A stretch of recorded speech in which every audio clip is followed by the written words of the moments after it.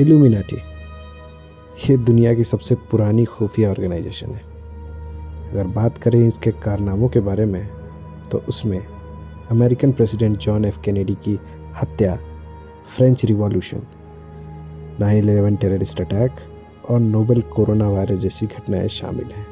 आइए जानते हैं इसके बारे में।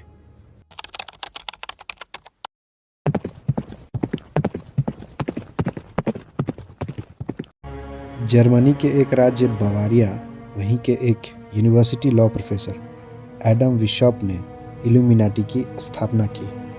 देखा जाए तो शुरुआत में इसकी स्थापना सोसाइटी पर धार्मिक प्रभाव और राज्य द्वारा मिसयूज ऑफ पावर का विरोध करने के लिए की गई थी। एडम इनलाइटनमेंट आइडियाज़ पर काफ़ी बिलीव करते थे। वो मेंबर्स को फिलैंथ्रोपी यानी कि परोपकार और सेक्युलरिज्म यानी कि धर्मनिरपेक्षता के बारे में शिक्षित करना चाहते थे। उनका मानना था कि सोसाइटी पर अब धर्म के ठेकेदारों की तानाशाही नहीं होनी चाहिए, बल्कि वह मोरल इंडिपेंडेंस और इक्वालिटी की स्थिति बनाना चाहते थे, जहां नॉलेज के रास्ते में धर्म कोई रुकावट की दीवार ना बने। लेकिन इन सब के बावजूद उनका बस एक ही मकसद था। हमारी जिंदगी का एक ही मकसद है, बदलना।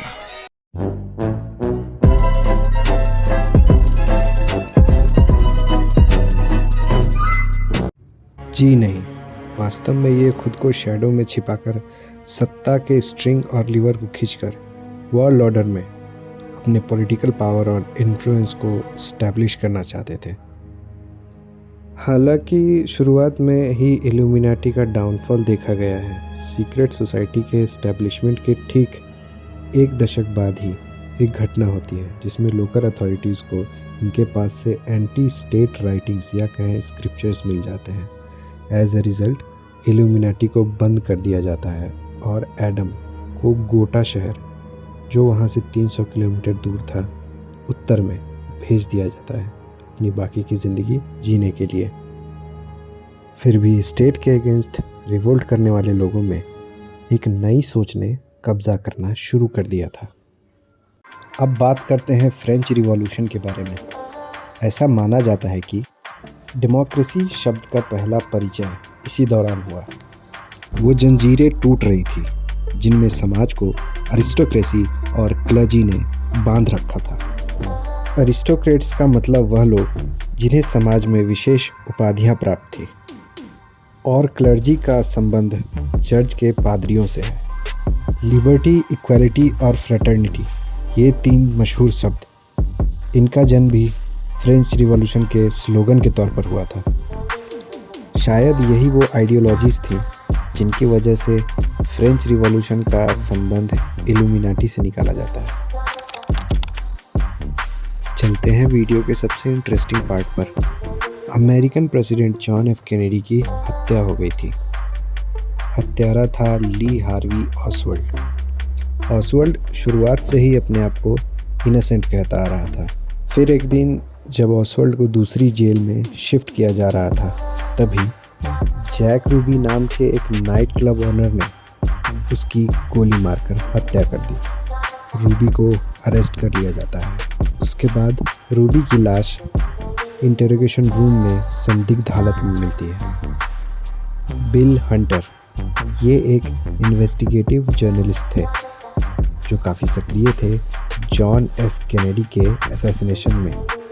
बिल उन लोगों में से थे जिन्हें ख़ास तौर पर अलाउ किया गया था जैक की अपार्टमेंट को विज़िट करने की उसकी डेथ के बाद। समय बीतता है और बिल, जो एक जर्नलिस्ट थे, इनकी भी हत्या हो जाती है। जिम मार्स ने अपनी किताब क्रॉस फायर में 103 लोगों के मौत की बात का जिक्र किया है। देखते ही देखते लगभग वो सारी कड़ियाँ जो प्रेसिडेंट की हत्या से जुड़ी हुई थी, एक एक करके टूटती चली जाती है और आज तक वो गुत्थी अनसुलझी ही है। और बस इसलिए ही माना जाता है कि इसके पीछे भी इल्यूमिनाटी का ही हाथ है। कुछ इसी प्रकार चाइना के खिलाफ कोरोना वायरस को लेकर कुछ खास सबूत ना मिलने के कारण एक्यूज्ड इल्यूमिनाटी को कहा जाता है।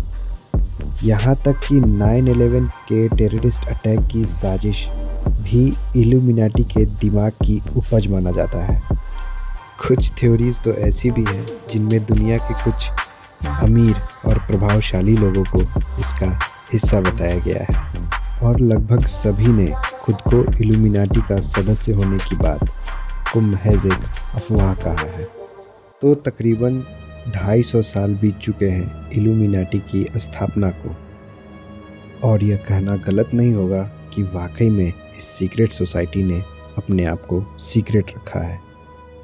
ये बिल्कुल कहा जा सकता है कि ये सारी चीज़ें बस एक कॉन्स्पिरेसी थ्योरी हो, मगर इसके एस्टैब्लिशमेंट और मोटिव की बात तो सच है। और ये उम्मीद है कि आपको ये वीडियो पसंद आई होगी। जय हिंद।